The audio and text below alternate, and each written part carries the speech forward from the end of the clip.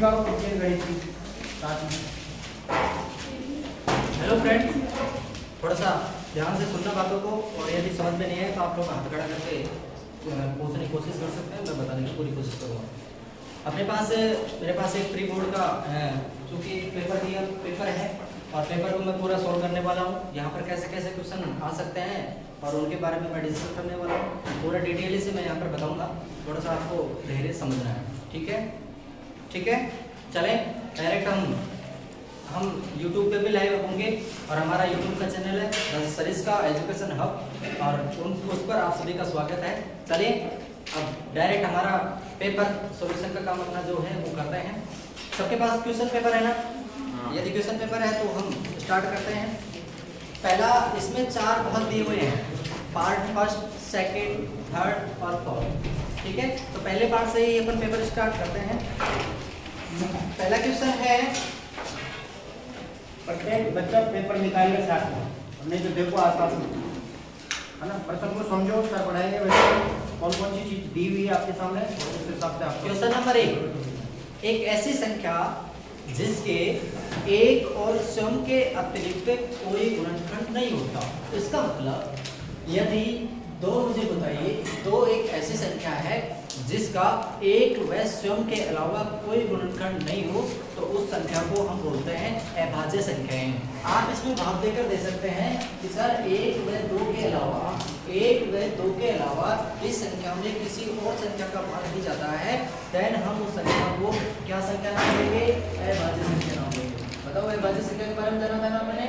अभाज्य संख्या ऐसी संख्या जिसमें एक व स्वयं के अलावा अन्य किसी संख्या का भाग नहीं जाता है, तो उसे बोलते हैं हम अभाज्य संख्या बोलते हैं। इसके ठीक विपरीत है भाज्य संख्या, ऐसी संख्या जिसमें एक व स्वयं के अलावा, हम यदि अपन 9 लें तो 9 में 1 3 का भी जाता है, 9 का भी जाता है। एक व स्वयं के अलावा यदि अन्य किसी संख्या का भाग जाता हो तो उस संख्या को भाज्य संख्या बोलते हैं। दोनों संख्या में डिफरेंस नजर आ गया? आप लोग इस तरीके से भाग देकर कर सकते हैं। नेक्स्ट दूसरा क्वेश्चन नंबर 2, यदि द्विघात बहुपद आपको दिया गया है, द्विघात बहुपद के हमेशा शून्य निकलेंगे, और यदि द्विघात समीकरण दे तो उसके मूल या फिर हल निकलेंगे। आपके पास द्विघात बहुपद दिया गया है, द्विघात बहुपद और दिया गया है 2x² x प्लस k है। ये द्विघात एक बहुपद दिया गया है और आपको दिया गया है, क्या दिया गया है? इसमें शून्य दिया गया है। बताओ एक शून्य यदि आपको कितना दिया हुआ है? 3 दिया हुआ है। शून्य को हम x मान लें, भाई x का मान कितना दिया हुआ है? 3 दिया हुआ है, और आपसे कह रहा है, क्या कह रहा है कि k का मान ज्ञात कीजिए। अच्छा, समीकरण ये है, बहुपद है और x का मान 3 दिया हुआ है। आप जैसे इसमें रखेंगे तो बहुपद है ना? अच्छा, बहुपद है तो इसमें हम इसको पहले बराबर करेंगे, समीकरण बनाएंगे पहले तो, और जैसे ही बराबर समीकरण बनाएंगे ठीक इसमें x का मान रखेंगे। x का मान रखने पर जैसे ही x का मान रखेंगे, देन देखो क्या कंडीशन आ जाएगी? x का मान रखो, तो x का मान कितना है? 3 का स्क्वायर प्लस x का मान कितना आ जाएगा? 3 प्लस k का मान तो हमें याद करना ही नहीं है। बताओ 2 3 का स्क्वायर कितना?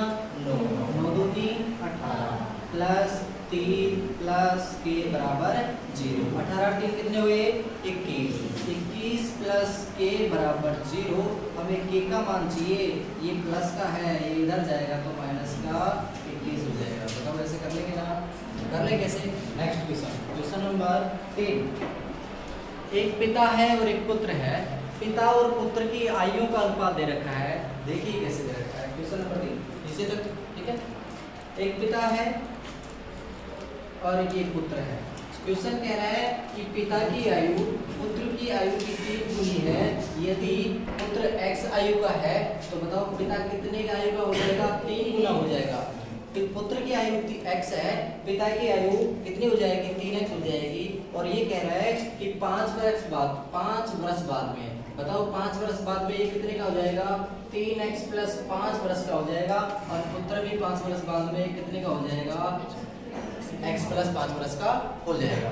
ऑप्शन में दिया हुआ है बी नंबर ऑप्शन। कर लेंगे कैसे? अगला क्वेश्चन नंबर 4, क्वेश्चन नंबर 4 दिया हुआ है कि निम्नलिखित में से कौन रैखिक समीकरण को हल करने की एक विधि है। अच्छा, रैखिक समीकरण होता क्या है? एक ऐसा समीकरण जिसमें कोटि एक हो, कोटि का मतलब अधिकतम घात एक हो, उसको रैखिक समीकरण बोलते हैं। तो कौन कौन सी विधियां हैं जिसके द्वारा रैखिक समीकरण को हल कर सकते हैं? पहला मैंने बताया था प्रतिस्थापन विधि, दूसरा विलोपन विधि और तीसरा गुणनखंड विधि। इसका मतलब इसके तीनों ही ऑप्शन सही हैं और चौथा ऑप्शन इसका आ जाएगा और वो क्या आ जाएगा? उपरोक्त सभी। तो इसमें डी नंबर ऑप्शन आ जाएगा। डी क्यों आएगा? क्योंकि इसको हम विलोपन विधि के द्वारा सोल्व कर सकते हैं, प्रतिस्थापन विधि के द्वारा सोल्व कर सकते हैं और एक है गुणनखंड विधि के द्वारा भी सोल्व कर सकते हैं। तो इसके लिए उपरोक्त सभी आंसर हो जाएगा। नेक्स्ट पांचवा, एक समांतर श्रेणी आपको दी हुई है और समांतर श्रेणी को हम बोलते हैं, समांतर श्रेणी दी हुई है और वो है 7, 10, 13 ... 43 ऐसे दिया हुआ है और उसमें ये कह रहा है कि इसमें कितने पद हैं, पदों की संख्या निकालनी है। इसका मतलब n का मान आपको निकालना है। ठीक है, कर लेंगे ना? अच्छा, जब पदों का मान निकालना है तो अच्छा मुझे बताइए इसमें प्रथम पद कितना है? 7 है। मैं ये कहूँ द्वितीय पद कितना है? 10 है। तृतीय पद इतना है। इस प्रकार से ... ये 43वां पद है और आपसे कह रहा है कि इसमें पदों की संख्या कितनी है। अच्छा, डी कैसे निकाले? डी है सार्वत्रिक अंतर। सार्वत्रिक अंतर क्या होता है? आगे वाली संख्या में से पहले वाली संख्या घटा दो, वो उसका सार्वत्रिक आ जाएगा। मतलब कि A2 में से यदि A1 घटा दें, 10 में से 7 घटा दें तो बताओ 3 क्या आ जाएगा? सार्वत्रिक आ जाएगा। और हमें पदों की संख्या निकालते हैं तो हमारे पास फॉर्मूला होता है A + n-1 × D होता है। हमें पदों की संख्या निकालनी है। अच्छा, A का मान कितना है? प्रथम पद कितना है? 7 है। हमें n का मान निकालना है -1 × D का मान कितना है? 3 है। ठीक है, अच्छा देखो इधर 7 प्लस ये n-1। अच्छा, इसको अंदर गुना कर लें क्या? हमें ये नहीं है, ये तो ये कह रहे हैं ऐसे ... करते करते 43 पद आ जाएंगे, 43वां पद आ जाएगा। ठीक है, लेकिन ये कह रहे हैं इसमें टोटल यहाँ से और 43 के बीच के अंदर कितने पद आएंगे, उस n का मान पूछ रहे हैं। समझ नहीं रहे क्या? an। अच्छा, इस an का तो मान, इस n का तो मान निकाल रहे हैं कि भाई 7 से और 43 तक कुल कितने पद हैं, पदों की संख्या निकलवा रहा है वो। नहीं समझ रहे? एक बार आप समझने की कोशिश करें, उसके बाद में समझें। ठीक है, इस 3 को अंदर गुना करो, ये 3n - 3। ठीक है, इस तरीके से। अच्छा, यहाँ पर कौन सा 43 पद आ जाएगा ना? यहाँ पर 43 बोल रहे हैं आप, है ना? यहाँ पर 43। ठीक है, ये 43। अच्छा, ये 43। अच्छा, ये -3, ये +7। बताओ कितने बचे? +4 बचे और +4 इधर आएंगे तो +4 माइनस हो जाएंगे, बराबर कितना? 3n। अच्छा, मुझे इसमें से इसमें घटाना है, कितना बच जाएगा? 39 बच जाएगा, बराबर 3n। अरे मुझे तो n चाहिए, ये गुणा में है 39/3, कितना आ जाएगा? 13। इसका मतलब कि यहाँ से और यहाँ तक कुल कितने पद हो जाएंगे? तो पदों की संख्या कितनी आ जाएगी? 13 आ जाएगी। कर लेंगे, एक साथ उतार लेना, मैं आपको टाइम दे दूंगा। नेक्स्ट अगला क्वेश्चन, क्वेश्चन नंबर 6। एक आपको व्रत के बारे में थोड़ी सी मैं डिटेल बता देता हूँ। स्क्रीनशॉट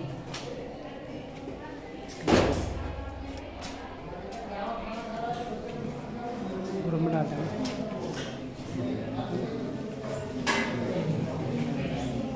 स्क्रीनशॉट लेना है।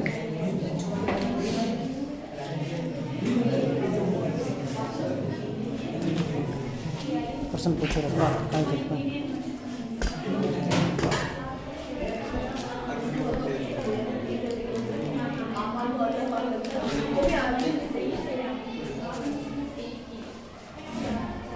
उतार लो भाई, जिसको उतारना है दूसरी उतारना है।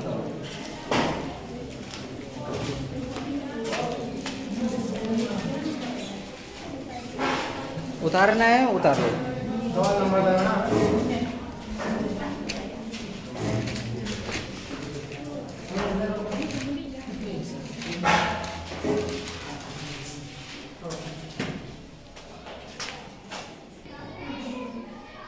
ध्यान दीजिए। यहाँ तक कोई समस्या हो तो पूछ सकते हैं, बोलो। कोई दिक्कत है क्या?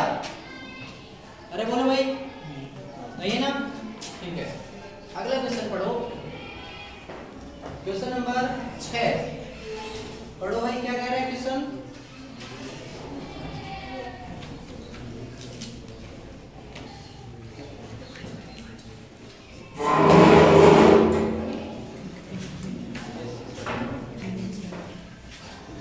क्वेश्चन नंबर 6, एक ऐसी सरल रेखा के बारे में कह रहा है।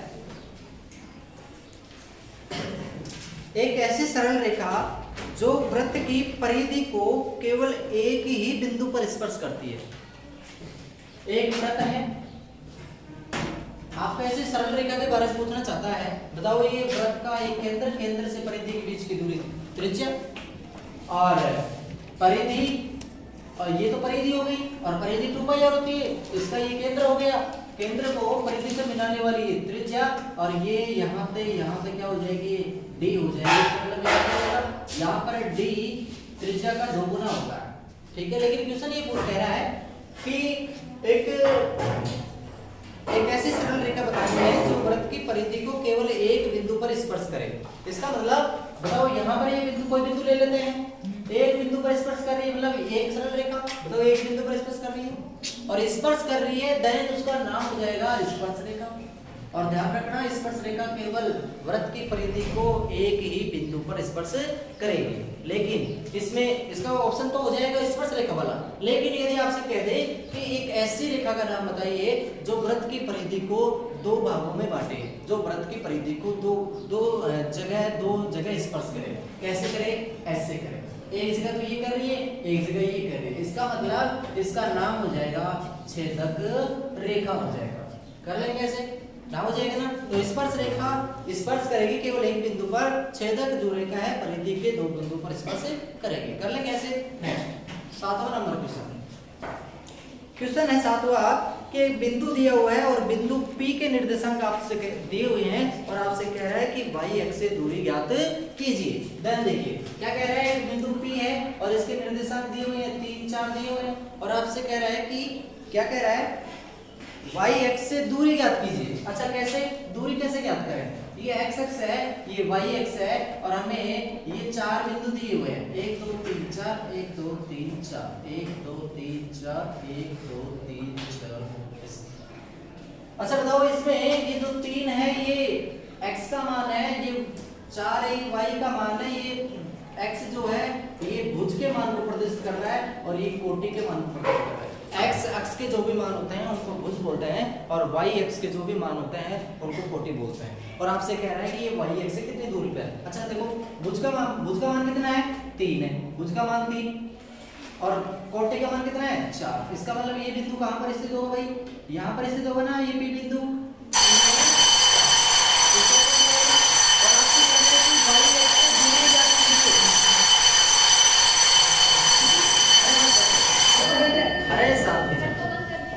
आपसे कह रहा है, अरे बस रहे कहां जा रहे सर, बंद करेंगे बंद करने पड़ेगा, ठीक है बस।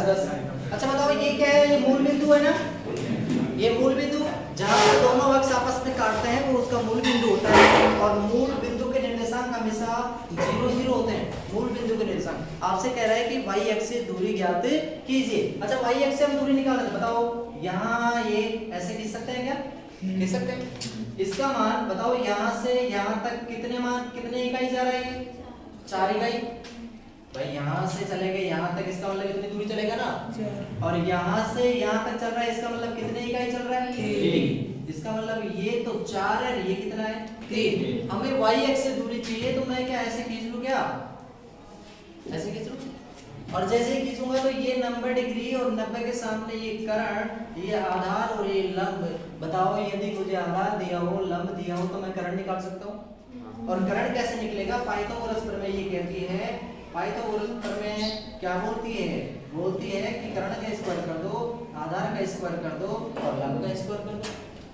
और जैसे ही कर्ण का स्क्वायर करेंगे आधार कितना आ जाएगा, इसमें 3 का स्क्वायर आ जाएगा और लंब कितना आ जाएगा, 4 का स्क्वायर आ जाएगा। 3 का स्क्वायर 9, 4 का 16, टोटल करेंगे तो 25 और कर्ण स्क्वायर बराबर 25। ये रूट स्क्वायर है उधर जाएगा रूट में और इसका मान कितना आ जाएगा, 5। इसका मतलब y अक्ष से जो दूरी आ जाएगी, y अक्ष कह दो या फिर मूल बिंदु से जो दूरी आ जाएगी वो आ जाएगी 5 इकाई।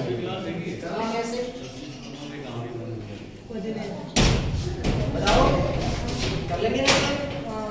नेक्स्ट अगला क्वेश्चन नंबर 8। आवाज नहीं है, बोलो ना।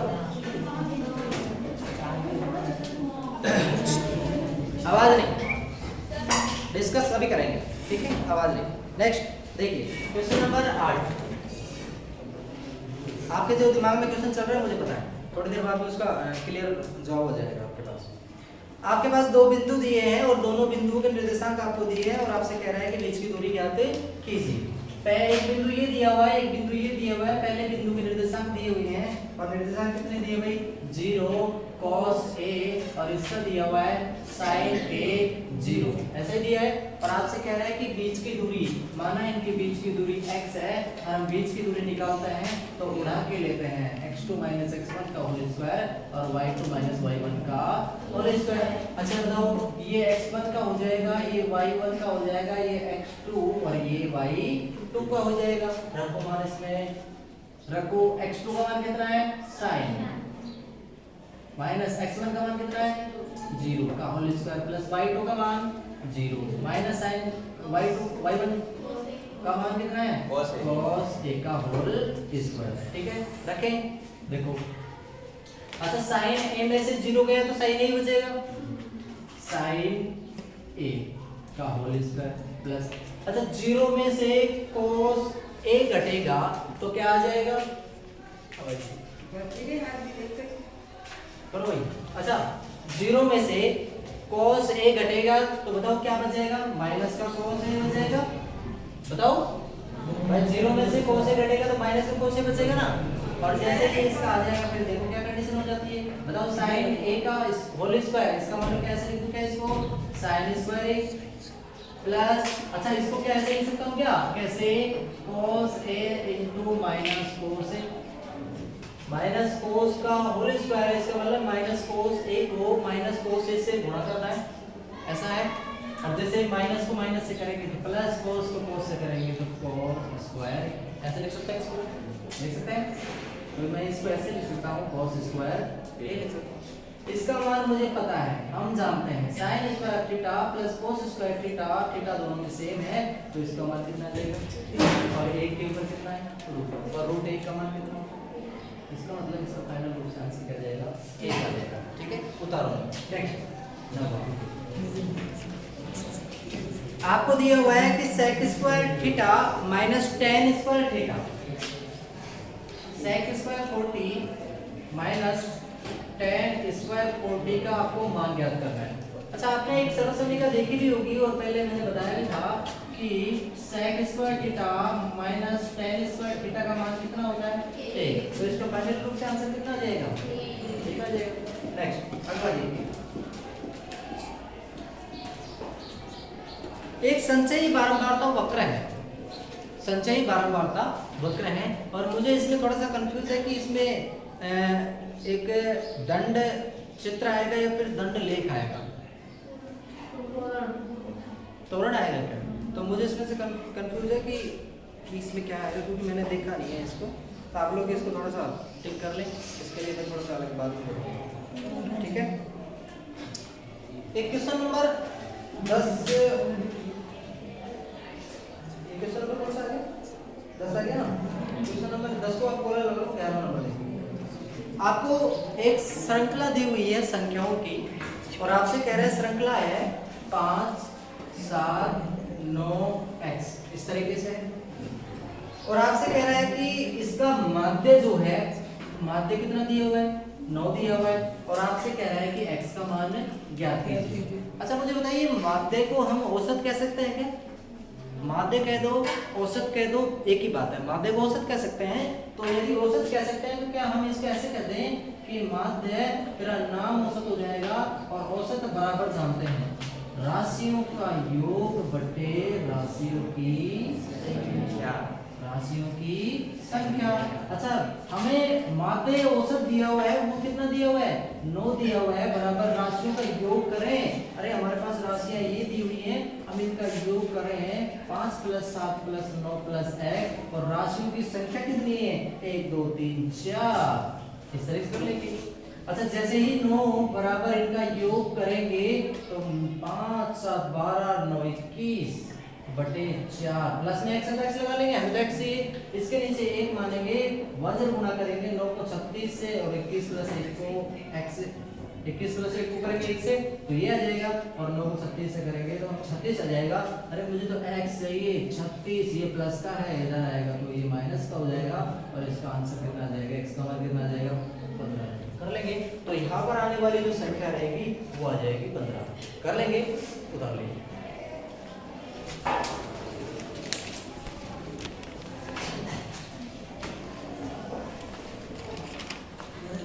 क्वेश्चन नंबर 12 है, आपके पास सिक्के देखे होंगे ना आपने? अरे सिक्के देखे हैं ना? बताओ सिक्के में कितने फलक होते हैं? एक तो नीचे का होता है, एक ऊपर का, एक हेड होता है, एक टेल होता है, एक चित होता है या फिर फट होता है। एक ही नाम, अंग्रेजी ने हेड टेल बोल दिया, हम देसी आदमी तो चित फट बोल देते हैं। ठीक है, तीन सिक्के उछाले जाते हैं, कम से कम 2 हेड आने की प्रायिकता क्या होगी? सीधा निकाल सकते हैं, लेकिन सीधा तो मेरे हिसाब से आपका थोड़ा निकालना मुश्किल से हो जाएगा। कैसे निकालें? देखो, अच्छा कम से कम का मतलब क्या है कि कम से कम तो 2 हेड तो होने ही चाहिए।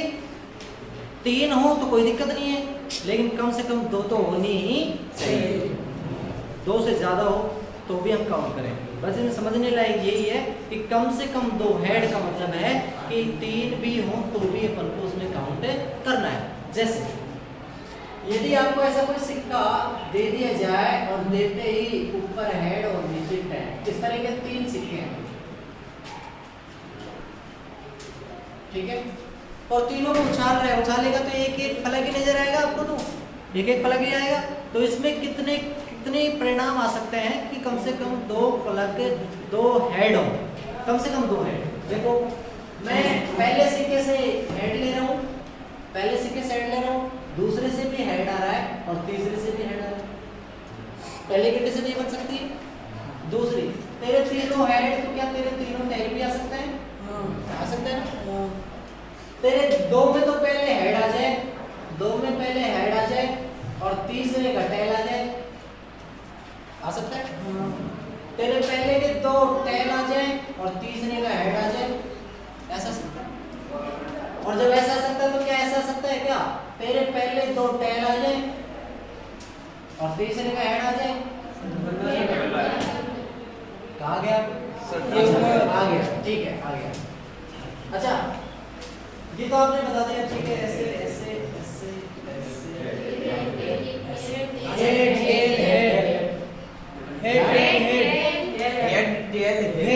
हेड टेल हेड, हाँ ठीक है, लेकिन थोड़ा सा मैं सोच रहा हूँ ज्यादा आपको दिक्कत नहीं है, इसलिए मैं head head head tail tail tail head head tail tail tail head, ये बन सकती है कंडीशन। और head tail head tail head tail, ये बन सकती है। और एक कंडीशन कौन सी बन जाएगी? Tail tail head, tail head तो वगैरह विमान ना बोल नहीं करता।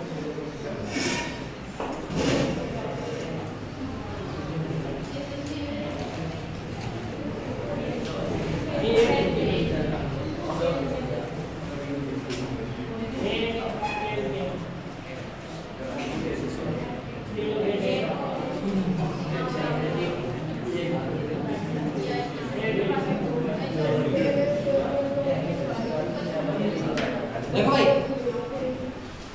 तीनों हेड आ सकते हैं, तीनों टेल आ सकते हैं, 2 हेड 1 टेल आ सकता है, 2 टेल 1 हेड आ सकता है, 1 head tail head tail head tell, और इसमें हेड डबल टेल और टेल डबल हेड। इस तरीके से कितने परिणाम प्राप्त हो सकते हैं? कुल 8। मतलब कि यदि आपको प्रायिकता निकालनी है तो प्रायिकता के लिए छोटे सा फॉर्मूला होता है, आपको जिसके निकालने हैं, आवश्यकता जिसके परिणाम निकालने की है उसके परिणामों को रखो ऊपर, मतलब ज्ञात करने वाले परिणाम, ठीक है, करने वाले परिणाम ऊपर रखो और नीचे लिखो कुल परिणाम कितने प्राप्त हुए, कुल परिणाम ये रखो, कर लेंगे। अच्छा देखो, कुल परिणाम हमें प्रायिकता ज्ञात करनी है, निकालो। ज्ञात करने वाले, ज्ञात क्या ज्ञात करना है? कम से कम 2 हेड ज्ञात करने हैं। बताओ कम से कम 2 हेड कहाँ आ जाएंगे? इसमें आ जाएंगे क्या कम से कम 2 हेड? अरे ज्यादा हो कोई दिक्कत नहीं है, ज्यादा चलेगा, लेकिन कम से कम 2 तो होने ही चाहिए।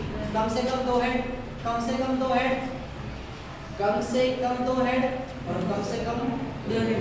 कितने हेड हो गए? 4।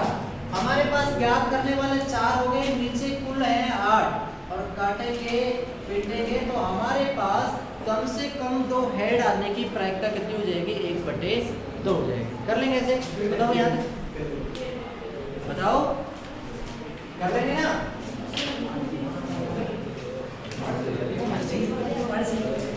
क्या हुआ? कर लेंगे ना? कम से कम 2 हेड आने की प्रायिकता क्या हो जाएगी? 1/2 हो जाएगी। नेक्स्ट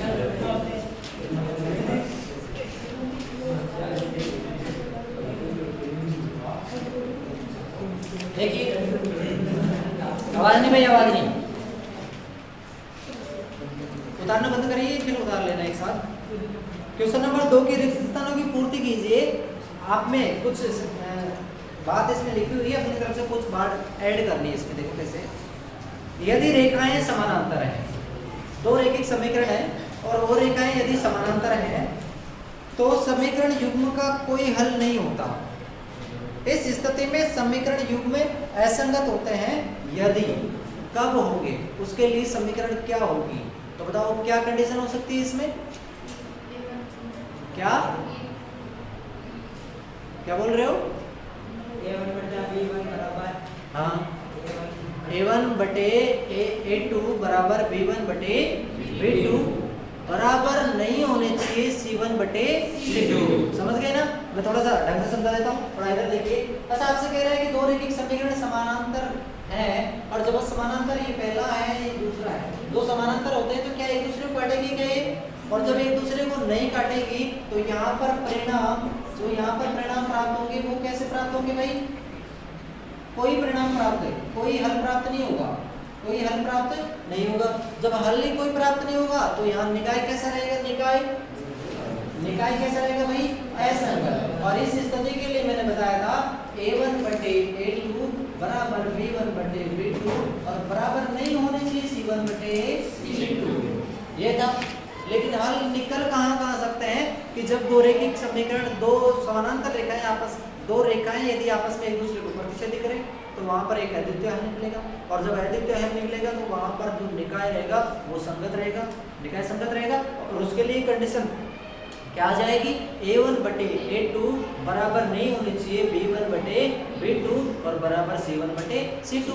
लेकिन एक तीसरी कंडीशन ये होगी कि जब दोनों रेखाएं आपस में एक दूसरे के ऊपर हों, और यदि एक दूसरे के ऊपर को बोलते हैं संपाती रेखाएं, और जब संपाती होते हैं तो वहां पर हल निकलने की जो पॉसिबिलिटी है वो अनंत होती है। हल वहां पर जो है अनंत हल निकलते हैं, हल अनंत निकल रहे हैं, इसका मतलब जो सिस्टम रहेगा वो संगत रहेगा। सिस्टम कैसा रहेगा? निकाय कैसा रहेगा? संगत रहेगा। तो उसके लिए कंडीशन क्या आ जाएगी? A1 बटे A2 बराबर B1 बटे B2 बराबर C1 बटे C2। कर लेंगे ऐसे। नेक्स्ट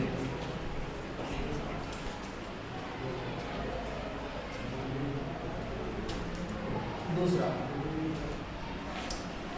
एक समांतर श्रेणी वाला व्यापक बता के इसका समांतर कितना, छोड़ो इसको।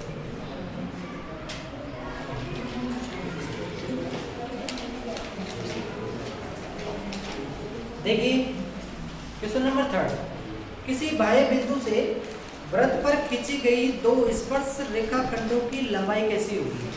देखो ये वृत्त है, वृत्त के बाहर कोई बिंदु स्थित है, ये P बिंदु स्थित है, और P बिंदु से वृत्त की इस परिधि पर खींची गई स्पर्श रेखाओं की लंबाई क्या होगी?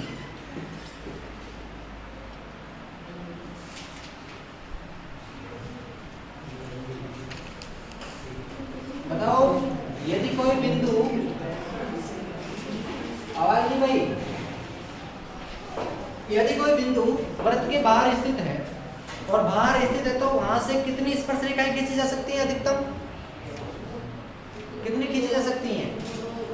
ध्यान रखना, वृत्त के बाहर यदि कोई बिंदु स्थित है तो वहां पर खींची जाने वाली स्पर्श रेखाओं की संख्या 2 रहेगी और दोनों ही रेखाएं आपस में समान लंबाई होंगी। रेखाओं की लंबाई भी कैसी रहेगी, समान, और समान दो रेखाएं, दो स्पर्श रेखाएं खींची जाएगी जिनकी लंबाई भी समान रहेगी। और यदि कोई बिंदु वृत्त की परिधि पर स्थित है तो वहां पर कितनी स्पर्श रेखा खींची जा सकती है? वृत्त की परिधि पर स्थित है कोई बिंदु, तो वहां पर कितनी रेखाएं खींची जा सकती है? एक खींची जाएगी। बाहर रहेगी तो दो खींच जाएंगी। कोई बिंदु वृत्त के अंदर स्थित है तो वहां पर कितनी रेखाएं खींची जा सकती है, बताइए? अरे वृत्त के अंदर है तो अंदर से कोई रेखा खींचेंगे क्या? तो अंदर कोई बिंदु वृत्त के अंदर है तो वहां से कोई भी स्पर्श रेखा खींची नहीं जाएगी। कर लेंगे ऐसे।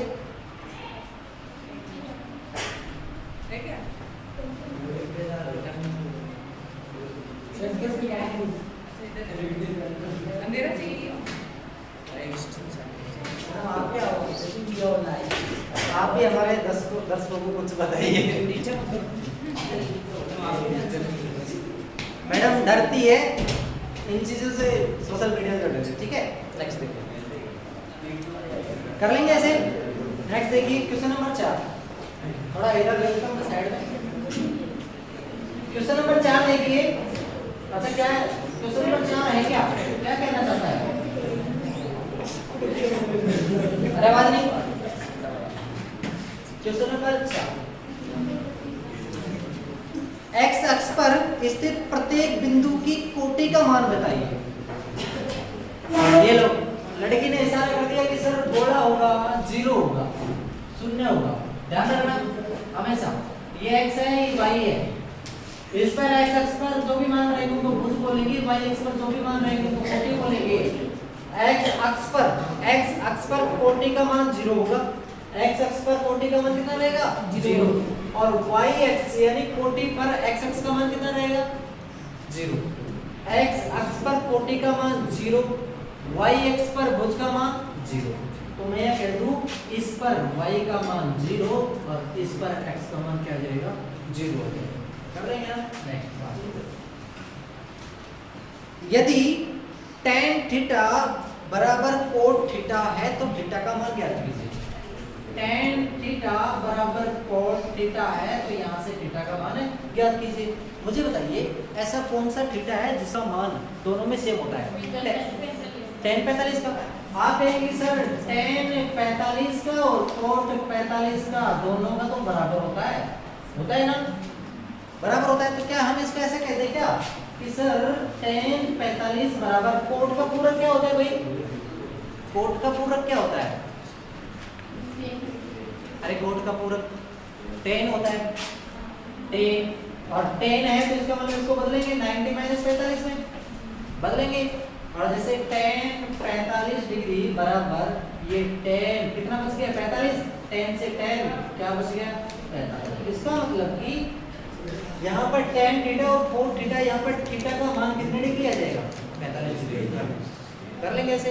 नेक्स्ट क्वेश्चन नंबर 6, आपको एक अंकों की श्रृंखला दी हुई है, आपसे कह रहा है कि परास ज्ञात कीजिए, परिसर ज्ञात कीजिए। जब भी आपको परिसर पूछे, परास पूछे तो आप उसमें ये देख लें कि जो आने वाला अंक जो है सबसे अधिक रिपीट कौन सा अंक हो रहा है, सबसे अधिक बार आने वाला अंक कौन सा है, वही अंक क्या रहेगा उसकी परास या फिर परिसर कहलाएगा। तो बताओ इसमें कौन सा अंक आ रहा है? बताओ 3 आ रहा है ना, तो इसका परिसर क्या हो जाएगा? 3 हो जाएगा। कर लेंगे ऐसे, कर लेंगे ना? नेक्स्ट, यहाँ तक कोई चीजें उतारने के उतारो, उसके बाद में हम तीसरे वाले क्वेश्चन से पूछते हैं। जो चीजें उतारनी है उतारो।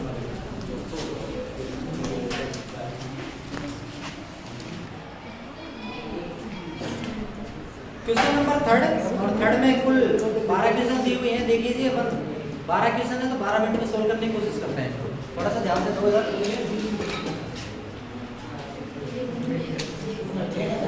अरे बात नहीं, अभाज्य गुणनखंड विधि के द्वारा पूर्णांक दिए हुए हैं 375 तथा 675 का HCF ज्ञात कीजिए। अच्छा, अभाज्य गुणनखंड विधि के द्वारा ना, इसका मतलब आप लोग कैसे ज्ञात कर सकते हैं क्या? कैसे? ये 375 और ये कितना है? 675 है ना? इस तरह से ज्ञात कर लेंगे। और दोनों को निकाल के और कॉमन संख्या ढूंढ लेंगे, कॉमन संख्या ले लेंगे और कॉमन संख्याओं को आपस में गुणा कर लेंगे तो वो क्या निकल जाएगा, वहां से एचसीएफ निकल जाएगा। कर लेंगे ना? अरे एचसीएफ को निकाल लोगे अभाज्य संख्याओं को भाग देकर, और उनमें से दोनों में देखेंगे ना, दोनों में कॉमन संख्याएं कौन सी है, उभयनिष्ठ संख्याएं कौन सी है, और उन संख्याओं को आपस में गुणा कर देंगे और वो क्या आ जाएगा, एचसीएफ आ जाएगा। ठीक है, कर लेंगे। 1 मिनट में एक सवाल हुआ, दूसरा देखिए करके बताओ। ये देखो भाई, किसका भाग देंगे भाई इसमें?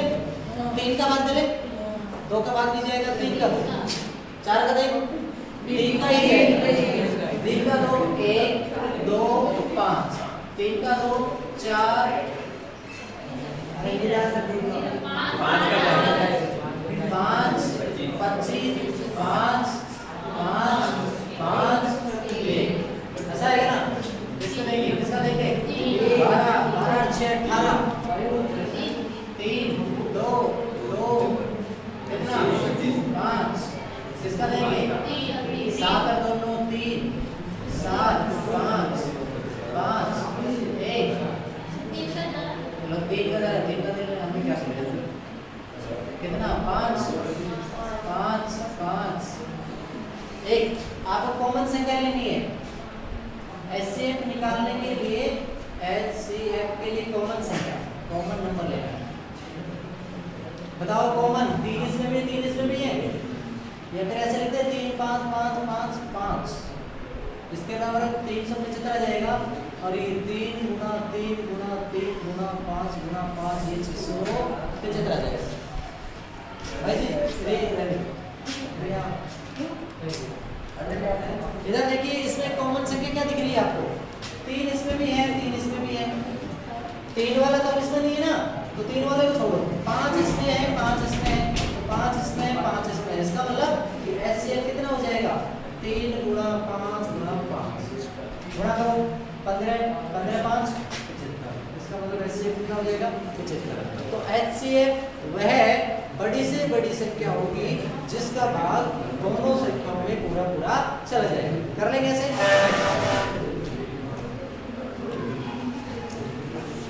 आपको यदि x-1 गुणनखंड दिया हुआ है, x-2 एक गुणनखंड दिया हुआ है और उसका व्यंजक जो है x² + 2x-1 का गुणनखंड है, तो a का मान ज्ञात कीजिए। अभी मैंने बताया था, फिर देखिए आपको दिया हुआ है x² 2x-a दिया हुआ है और इसका एक जो व्यंजक गुणनखंड है, इसका एक गुणनखंड है वो दिया हुआ है x-2 है। ठीक है, आवाज नहीं भाई?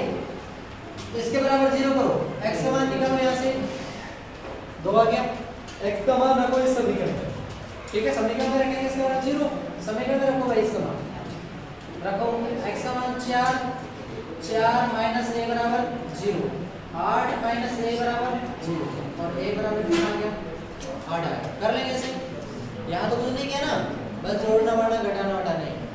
कर लेंगे ना? अरे ऐसे टुकर क्या देखते हो, समझ में आया क्या? कर लेंगे। ये माइनस का a में उधर लेंगे इसको, इसलिए प्लस का हो गया, a बराबर 8 आएगा। ठीक है,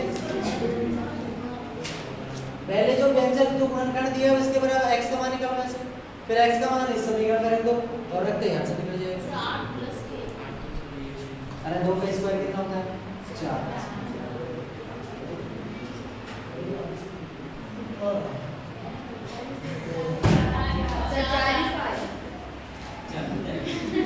क्या कर लिया? नहीं वही तो किया है पहले वाला। कर लेंगे ना? अरे बात नहीं भाई, ठीक है। क्वेश्चन नंबर 3 देखिए, एक द्विघात बहुपद ज्ञात कीजिए जिसके शून्यकों का योग एवं उनका गुणनफल क्रमशः -4 और 3 दिए हुए है ना? आपको क्या क्या दिया हुआ है देखो। अच्छा मुझे बताओ, यदि द्विघात बहुपद निकालना है तो उसका फॉर्मूला क्या है? उसका फॉर्मूला है x² माइनस शून्यकों का योग इंटू x प्लस शून्यकों का गुणनफल, शून्यकों का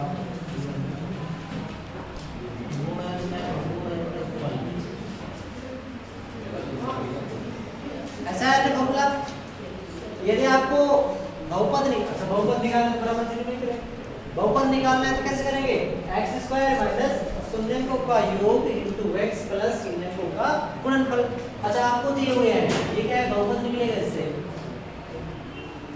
एक्स स्क्वायर माइनस, बताओ शून्यकों का योग कितना दिया हुआ है, शून्यकों का योग -4 है, शून्यकों का योग कितना है, -4 है, तो ये माइनस शून्यकों का योग -4 और बाहर क्या लगा है, एक्स लगा हुआ है, ठीक है, प्लस शून्यकों का गुणनफल, शून्यकों का गुणनफल कितना दिया हुआ है, 3 दिया हुआ है, कितना दिया हुआ है भाई, 3 करें, एक्स स्क्वायर ये minus minus plus 4x plus 3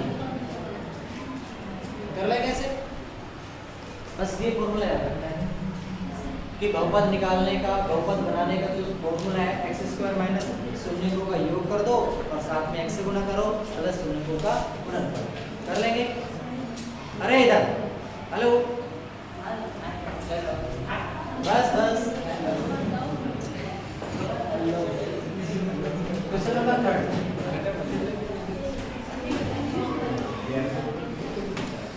question number 4 देखिए, एक संख्या x का दुगना, बताओ x का दुगना, इसका मतलब 2x, x का दुगना, x का दुगना y से 24 अधिक है, y से, ये y ना, y से 24 अधिक है,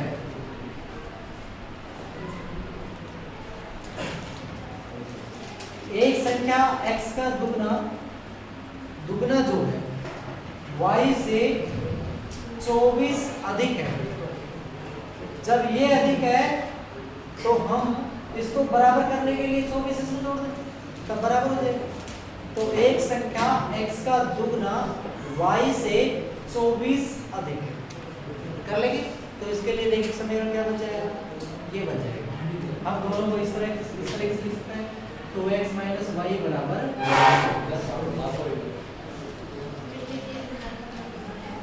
कर लेंगे भाई। नेक्स्ट देखिए अगला क्वेश्चन, क्वेश्चन नंबर 5, k का मान ज्ञात कीजिए जिसके लिए x का मान 2 है, जिनका समीकरण में मूल ज्ञात करना है। देखो आपको x का मान रखना है और k का मान निकालना है, कुछ नहीं है, सब कुछ दिया हुआ है, x का मान 2 है रखना है, आपको जिनका समीकरण दिया हुआ है 3x² माइनस kx माइनस 2 बराबर 0, k का मान निकालो यहाँ से, x का मान रखकर देखो 3 into x का मान 2 कैसे करो भाई 4 माइनस k x का मान 2 माइनस 2 बराबर 0, ये कितने हो गए 12, ये कितने हो गए 2 के हो गए है ना, और ये माइनस कितने हो गए 2 बराबर कितना 0, ये प्लस का ये माइनस का, प्लस के कितने बचे 10 माइनस 2k बराबर 0, ये माइनस का है, उधर ले जाओ क्या इसको बताओ, ले जाओ, लेकिन मैं माइनस को नहीं ले जाऊंगा, आपके बाद मैं प्लस वाले को लेके जाऊंगा है ना, जैसे ही इस प्लस वाले को लेके जाऊंगा तो ये माइनस 2k इधर बच गया और ये माइनस के 10 बच गया, माइनस से माइनस k बराबर क्या आ जाएगा 10/2 और कितना आ जाएगा, कर ले कैसे बताओ,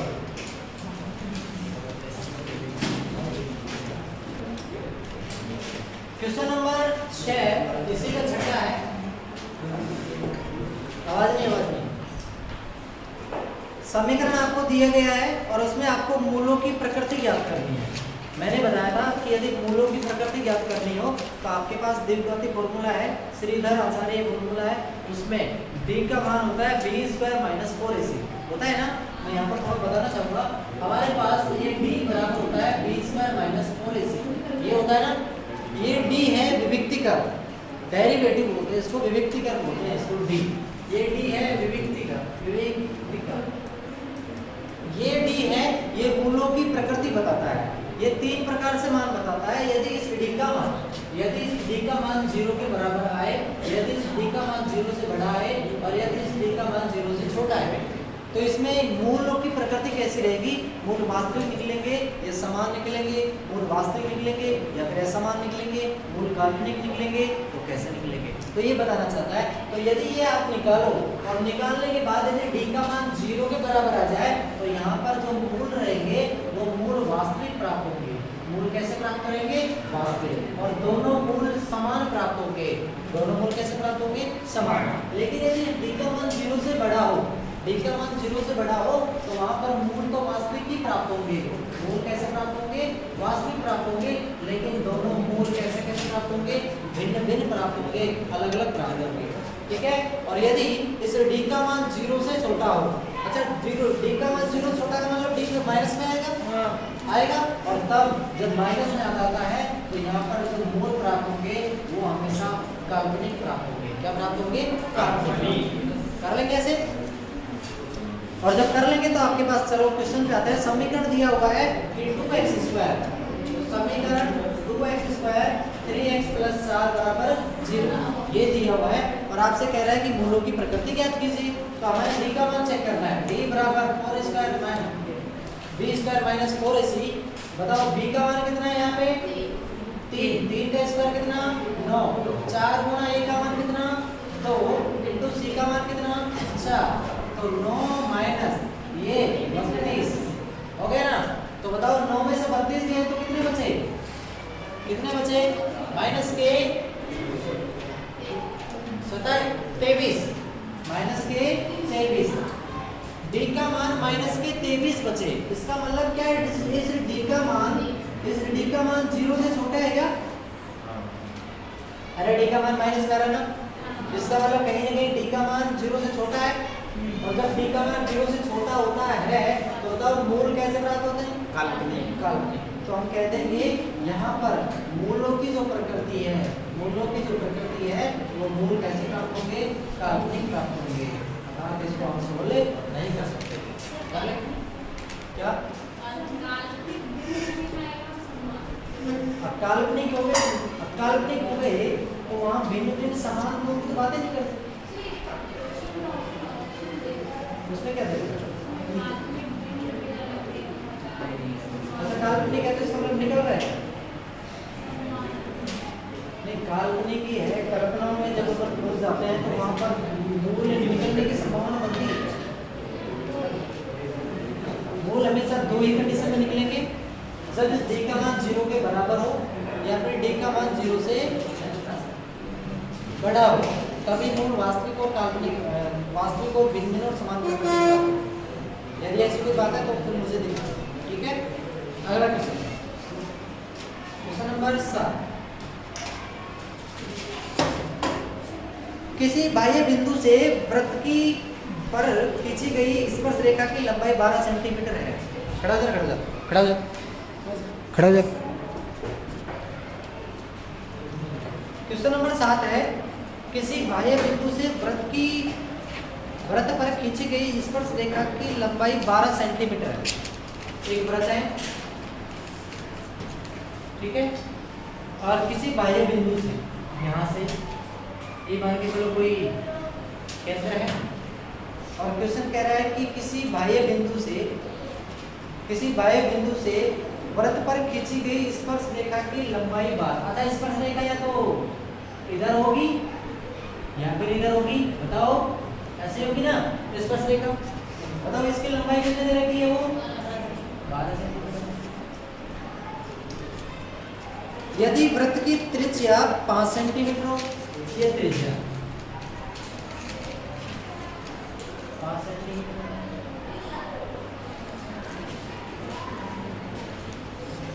ठीक है, तो इनको मिला दूं क्या मैं? मिला दिया। तो बाह्य बिंदु वृत्त के बाहर स्थित बिंदु से और केंद्र के बीच की दूरी कितनी रहेगी? वो पूछ रहा है कि केंद्र से बाह्य बिंदु के बीच की दूरी। इसका मतलब ये दूरी अपन को निकालनी है। मैं इसको नाम दे देता हूँ ABC, ये नाम दे दूँ। तो बताओ त्रिभुज ABC में आप सीधा निकाल सकते हैं 5, ये 12 है ना, 5, 12, 13, 5, 12, 13। इसका मतलब केंद्र से और बाहर स्थित बिंदु के बीच की दूरी कितनी आ जाएगी? 13 आ जाएगी। लेकिन ये 13 आएगा कैसे? अच्छा मुझे ध्यान रखना, हमेशा ध्यान रखना, यदि यदि केंद्र से यदि परिधि पर कोई लंब डाला जाता है, केंद्र से परिधि पर कोई लंब डाला जाता है, तो वहां पर बनने वाला कोण हमेशा 90 डिग्री होगा। तो ये वाला कोण कितने डिग्री होगा? हमेशा 90 डिग्री होगा। यदि इसको भी मैं मिला दूं तो यहाँ पर भी बनने वाला कोण हमेशा कितने डिग्री होगा भाई? 90 डिग्री होगा। ये भी कोण कितने डिग्री होगा? 90 डिग्री होगा। तो ध्यान रखना, 90 डिग्री के सामने वाली कर्ण होगी, हमें ये कर्ण को निकालना है, और जब कर्ण निकालना है ये दो भुजाएं बच गई, तो कर्ण स्क्वायर बराबर AB का होल स्क्वायर बराबर BC का स्क्वायर प्लस AC का स्क्वायर, हमें यही तो निकालना है। ध्यान रखना तुम तो, जहाँ पर स्पर्श रेखा और त्रिज्या आपस में मिले वो अभिलंब लंब हो जाएगा और लंब 90 डिग्री बनेगा, और इस 90 डिग्री सामने वाली कर्ण होगी, और कर्ण बराबर क्या होगा? हमें कर्ण का मान निकालना है। कर्ण इसको BC का मान कितना है भाई? 5 का स्क्वायर सीधा 25 लिख क्या मैं? AC का मान कितना है? 12, और 12 के 144, और दोनों को जोड़ेंगे तो कितना आ जाएगा? 169। हमें कर्ण का मान ही चाहिए, कर्ण स्क्वायर बराबर 169 आ जाएगा, और हमें कर्ण ही चाहिए तो बराबर 169 का रूट आ जाएगा, इसका मान कितना आ जाएगा? 13 सेंटीमीटर। इसका मतलब केंद्र बाह्य वृत्त के बाहर स्थित बिंदु से केंद्र के बीच की दूरी 13 सेंटीमीटर की आ जाएगी। कर लेंगे ना? नेक्स्ट देखिए, एक साथ कर लेना। बाद में मूल बिंदु से बिंदु 3-4 की दूरी ज्ञात कीजिए। आपको ये कह रहा है कि मूल बिंदु, अच्छा मूल बिंदु कौन सा है? वो ये होगा ना, और मूल बिंदु कौन सा? 0 0, और आपसे कह रहा है कोई बिंदु है, ये कोई बिंदु स्थित है जिसके निर्देशांक दिए हुए हैं 3 और -4। अब मुझे बताओ, ये x का मान है और ये y का मान है। x का मान जब प्लस में हो और y का मान माइनस में हो, x का मान प्लस में हो और y का मान माइनस में हो, तो कौन से चतुर्थांश की बात की जाती है? बताइए, कौन से चतुर्थांश में आएगा? अरे यार वो क्या करते हो? ये प्लस प्लस, ये माइनस माइनस, ये माइनस प्लस, और ये माइनस, सॉरी ये प्लस माइनस, ऐसे होता है ना? यहाँ पर दोनों प्लस होते हैं, यहाँ पर दोनों माइनस होते हैं, यहाँ एक माइनस एक प्लस होता है, और यहाँ पर प्लस और माइनस। कौन से में आ रहा है? चौथे में आ रहा है ना? ये चौथे चतुर्थांश में आ रहा है, यहाँ पर आ रहा है। तो इसके देखो, यहाँ पर बात हो, x का मान कितना है? 3 है, 1 2 3, x का मान 3 ले लें, y का मान -7 ले लें, 1 2 3 4, x का मान 3 और y का मान 4। अरे ये सही ना? ये माइनस, यहाँ पर आ जाएगा ना बिंदु, ये कौन सा बिंदु आ गया? P बिंदु आ गया, इसके निर्देशांक 3 और -4, और आपसे कह रहा है देखो इसके बराबर इसके बराबर, और आपसे कह रहा है कि मूल बिंदु से दूरी ज्ञात कीजिए। इसका मतलब ये आपको निकालना है। बताओ ये कितनी इकाई हो गया? ये वाला मान इसके बराबर होगा कि नहीं होगा? ये कितनी इकाई के बराबर? 4। ये वाला मान इसके बराबर होगा कि नहीं होगा? ये कितनी इकाई के बराबर? 3। ये 3 है, ये 4 है, तो कितनी हो जाएगी? 5 हो जाएगी। कैसे हो जाएगी? इसका स्क्वायर कर दो, इसका स्क्वायर कर दो, और ये आ जाएगा। तो हम जानते हैं कैसे? अरे ये 90 डिग्री होगा कि नहीं होगा? सीधा है तो 90 डिग्री सामने ये हो जाएगी, ये कर्ण बराबर आधार स्क्वायर प्लस लंब स्क्वायर। आधार कितना है? 3 का स्क्वायर प्लस लंब कितना है? 4 का स्क्वायर, और कितना हो जाएगा? 3 का स्क्वायर कितना? 9 हो जाएगा, और 4 का स्क्वायर कितना? 16, और कितना आ जाएगा? 25।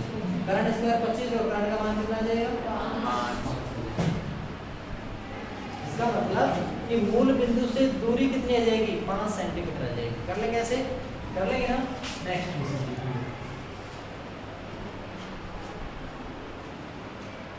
क्वेश्चन दिया हुआ है, और ये क्वेश्चन नंबर 9। sin 60 cos 30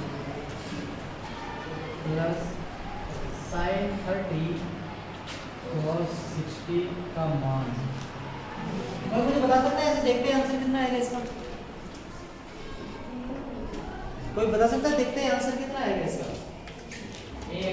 एक आएगा ना, ऐसे झट दे बता दिया एक आएगा, और इसका आंसर भी कितना आएगा, एक ही आएगा। कैसे आएगा?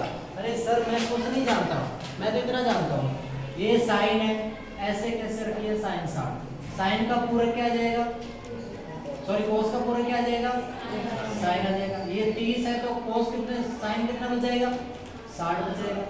प्लस हम इसको साइन बदल लिए, इसको कोस में बदल लो, इसका कोस, इसका पूरक क्या हो जाएगा, कोस कितना 60 इंटू कोस 60, साइन गुणा साइन, sine square, sine theta into sine theta, sine square theta, cos theta into cos theta, cos square theta. हम ऐसे लिखते हैं इसको कि साइन स्क्वायर 60, अब ऐसा मत करना इधर साइन 60 का 60 ये ले 3600 तो साइन स्क्वायर 3600, ऐसा मत कर देना, ठीक है? नहीं तो फिर पता नहीं क्या निकल जाएगा, क्या होगा। ठीक है, इसको देखा ना कि थीटा का मान बराबर हो तो sign square theta plus cos square theta, और इसका मान कितना होता है, ठीक होता है। कर ले कैसे, नेक्स्ट क्वेश्चन। ये बहुत ही अच्छा और इंपॉर्टेंट क्वेश्चन है, थोड़ा समझने की कोशिश करना। यदि sin 3a, मैं यहाँ पर लिखना चाहूंगा इसे, sin 3a बराबर cos a माइनस 26 है, तो यहाँ पर 3 एक न्यून कोण है, तो a का मान आपसे ज्ञात कीजिए। तो यहाँ पर जो a का मान निकलेगा ना वो न्यून कोण आएगा। न्यून कोण का मतलब कि जो a का मान आएगा वो 90 डिग्री से कम आएगा, तभी उसे हम क्या बोलेंगे, न्यून कोण बोलेंगे। देखो कैसे, बताओ ये इसको sin 3a ऐसे की ऐसे, इस कोस का पूरक क्या होता है, साइन का पूरक क्या होता है, कोस, और कोस का पूरक साइन, तो इसका पूरक क्या हो जाएगा, साइन हो गया। और साइन जैसे होता है तो इसका मतलब ये थीटा है, और इस थीटा को किस में से घटाएंगे, 90 में से। तो हम क्या ऐसा लिखते क्या कि 90 माइनस कितना, a माइनस 26, ऐसे लिखते। मैंने कुछ नहीं किया, 90 में से घटा दिया, ठीक है। और जब कुछ नहीं किया तो फिर देखो ये साइन 3a बराबर ये साइन ये 90, कोष्टक से पहले यदि माइनस का चिन्ह हो तो अंदर के चिन्ह बदल जाते हैं, बदल देंगे तो क्या आ जाएगा, ये माइनस a प्लस 26, ये भी प्लस, ये प्लस का ये भी प्लस का दोनों जुड़ जाएंगे, जुड़ेंगे तो कितना आ जाएगा, साइन 3a बराबर ये साइन 90 और 26 116 आ जाएंगे, 16 जाएगा ना, 116 माइनस a किया जाएगा। अच्छा यहाँ पर कट रहेगा कुछ, साइन से साइन क्या बच गया, 3a बराबर 116 माइनस a, माइनस का a है इधर ले आओ, तो 3a प्लस a बराबर 116, और 3a कितने हो गए, और हो गए ना 116, मुझे a का मान ही चाहिए, तो 116/4 काटो, कितने, 2 बार कितने 8, 3 बच गया 36, 9 चौक 36, इसका मतलब यहाँ पर a का मान कितने डिग्री आ जाएगा, 29 डिग्री आ जाएगा। कर लेंगे ना, बस उतारो उतारो।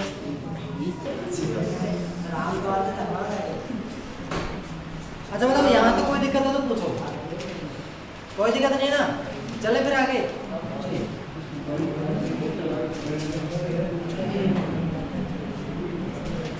अगला क्वेश्चन पढ़ो भाई, पढ़ो, देखिए क्या क्या आ रहा है क्वेश्चन, पढ़ो।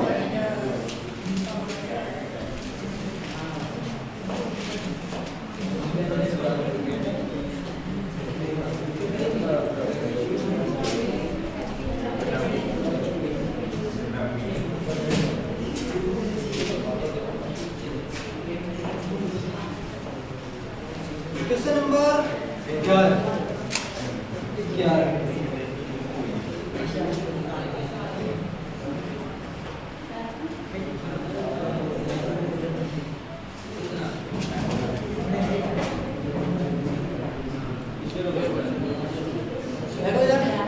अच्छा आपको क्या निकालना है, माध्यक निकालना है ना, और जब माध्यक निकालना है तो उसका सीधा सा तरीका क्या है, उसको पहले छोटी से बड़ी संख्याओं के रूप में आरोहित करेंगे, आरोही से अवरोही के क्रम के रूप में प्रदर्शित करेंगे, बाद में देखेंगे कितनी संख्या है।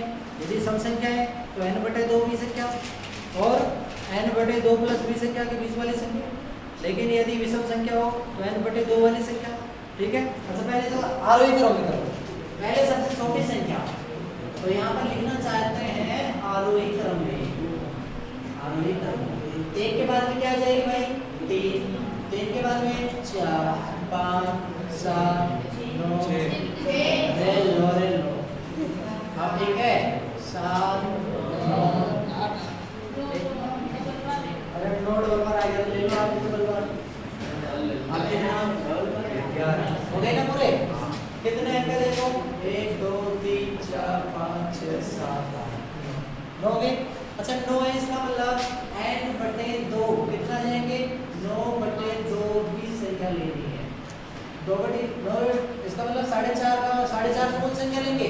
इसका मतलब 5वीं संख्या लेंगे आप। कौन सी संख्या लेंगे 5वीं संख्या। आरोही क्रम में सेट करने पर देखो 1 2 3 4 और ये 5। इसका मतलब यहाँ पर माध्य क्या हो जाएगा 5। कर लेंगे ऐसे। नेक्स्ट क्वेश्चन देखिए 12। एक पासे को एक बार उछाला जाता है तो अभाज्य संख्या आने की प्रायिकता क्या होगी। तो मुझे बताइए पासा देखा है ना आपने। कभी मेले वगैरह में गए होंगे तो मेले में जाने पर वो गोटियां सी होती हैं उसको उछालता है। अच्छा लूडो गेम भी खूब खेलते हो ना। सेम वही है वो उसी को क्या बोलते हैं पासा बोलते हैं। और आप देखते होंगे एक तो छोटा वाला होता है एक बड़ा वाला होता है एक बीच में 7 वाला होता है। 7 वाले पे यदि ये पैसा लगाते हैं तो उसके 3 गुने प्राप्त होते हैं। इधर डबल प्राप्त होते हैं। ऐसा सोचते हैं लोग। मैं तो कभी देखा नहीं लेकिन सुना है। तो एक पासे के अंदर 6 फलक होते हैं। पासे के अंदर कितने फलक होंगे 6। और जब 6 फलक होंगे तो वहां पर संख्याएं भी कितने लिखी जाएंगी 6 संख्याएं। तो पासे के अंदर 6 संख्याएं लिखेंगी। अच्छा पासे में आवाज नहीं भाई पासे में फलक 6 होते हैं तो संख्याएं कितनी लिखी जाएंगी भाई 6। 1 2 3 4 5 6 ये लिखी जाएंगी। अच्छा जैसे मैंने पासे को लिया और लेते ही उछालते एक सतह दिखाई देगी ना। आप ऐसे देखने पर एक सतह नजर आएगी। लेकिन यदि आप आराम से यहाँ रख दो देखते दो दूर से देखेंगे 2 सतह इधर वाली उधर वाली ये तीनों दिखाई देंगी। लेकिन आपको क्या देखना है आपको केवल एक सतह ऊपर वाली यूं करके देखेंगे तो केवल एक सतह नजर आएगी। लेकिन होती कितनी है रियली में 6 होती हैं। और आपसे अब कह रहा है कि जब 6 फलक हैं तो वहां पर 6 अंक भी लिखे हुए हैं और वो 6 अंक गणित के हैं और गणित के जैसे लिखते हैं तो वहां पर भाज्य और अभाज्य संख्याएं आती है ना।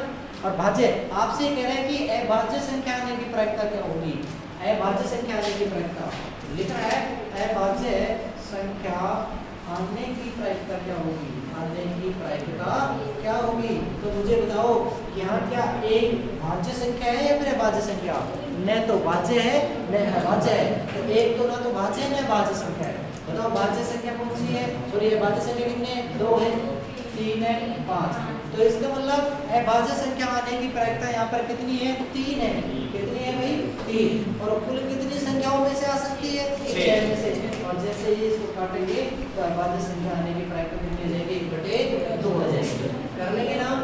जब कर लेंगे तो अगला पार्ट अपना बी आ जाएगा और पार्ट बी का अपना पहला सवाल आ जाएगा क्वेश्चन नंबर 4। इन दोनों बता दो फिर अगले क्वेश्चन में।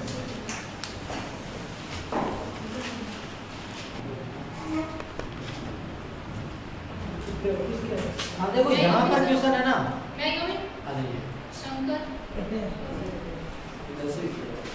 यहाँ पर क्वेश्चन है ना कुछ इंपॉर्टेंट बन जाते हैं और चूंकि लेवल भी थोड़ा बढ़ जाता है क्योंकि एक लाइन में 2 लाइन में क्वेश्चन तो होने वाले हैं नहीं। और यहाँ से क्वेश्चन के नंबर भी बढ़ जाते हैं 3 नंबर के क्वेश्चन आने लग जाते हैं। तो देखिए कैसे कैसे होता है।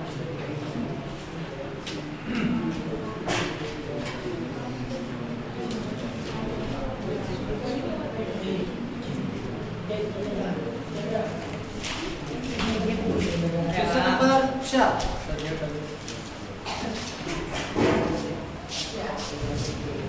135 और 225 का 135 और 225 का एचसीएफ यूक्लिड विभाजन एल्गोरिथम प्रमेय का उपयोग करके ज्ञात कीजिए। अच्छा पहला तरीका क्या है यूक्लिड विभाजन। ये कहता है कि पहले बड़ी संख्या देखो और छोटी संख्या देखो और उसमें आप तीर का निशान लगाओ कि बड़ी संख्या कौन सी है, छोटी संख्या कौन सी है। तो बड़ी संख्या कौन सी है, 225 है। और क्या ऐसे लिख सकते हैं, क्या उसको ऐसे लिख सकते हैं, पहला यही कहता है और जैसे यही कहता है तो फिर आप संख्या नजर नहीं आ रहा, क्या नजर नहीं आ रहा, इसी में नहीं दिख रहा है। छोटा हो गया क्या,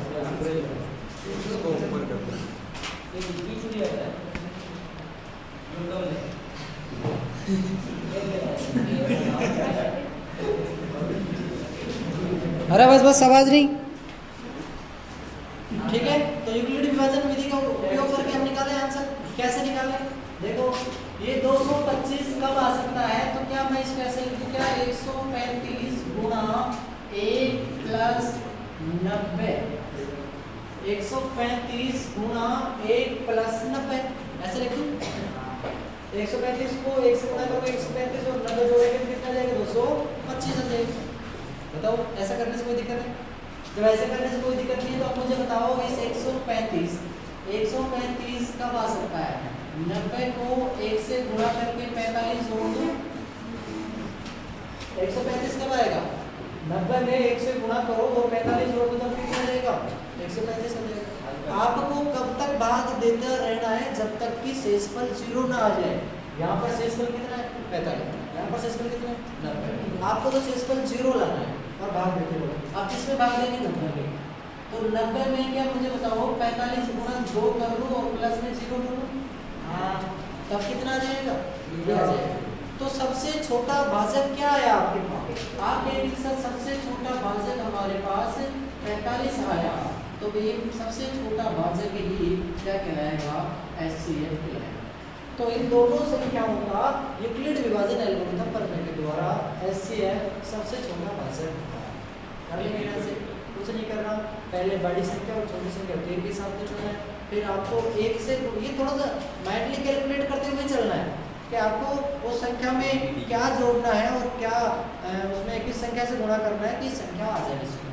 ठीक है, कर लेंगे। डिग्री का लगाइए, क्या भाई डिग्री लगाएंगे, क्या डिग्री का लगाया, 45 के ऊपर 45 के ऊपर डिग्री लगा दिया आप, ठीक है, डिग्री से नाराज क्वेश्चन नंबर 5। क्वेश्चन नंबर 5 है कि p के किस मान के लिए एक बहुपद दिया है और बहुपद 3 घात वाला है, उसका व्यंजक है 3x + 2 है, से पूर्णतः विभाजित होता है। अच्छा मुझे बताइए पूर्णतः विभाजित का मतलब क्या है।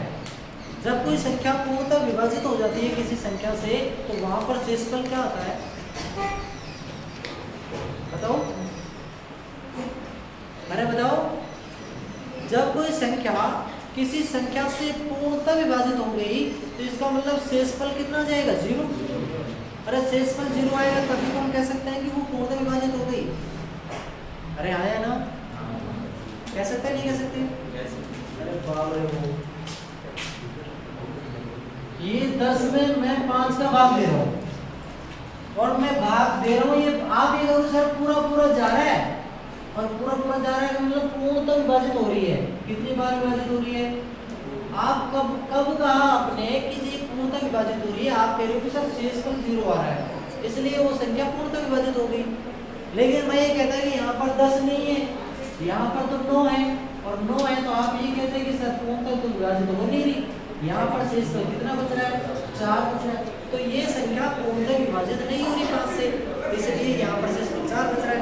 लेकिन जब जब ये कह दे कि पूर्णतः विभाजित हो रही है इसका मतलब शेषफल 0 आ जाता है, और जब शेषफल 0 आ जाता है ना तो ये बहुपद में एक प्रमेय चलती है शेषफल प्रमेय, बहुपद में प्रमेय चलती है शेषफल प्रमेय, और वो शेषफल प्रमेय ये कहती है कि आपके पास जो व्यंजक प्राप्त हुए उसको आप 0 के बराबर कर सकते हैं और वहां से p का मान ज्ञात कर सकते हैं। देखो तो हम इसमें शेषफल प्रमेय का उपयोग करेंगे, शेषफल प्रमेय का उपयोग करेंगे, बहुपद वाले शेषफल प्रमेय का उपयोग करेंगे।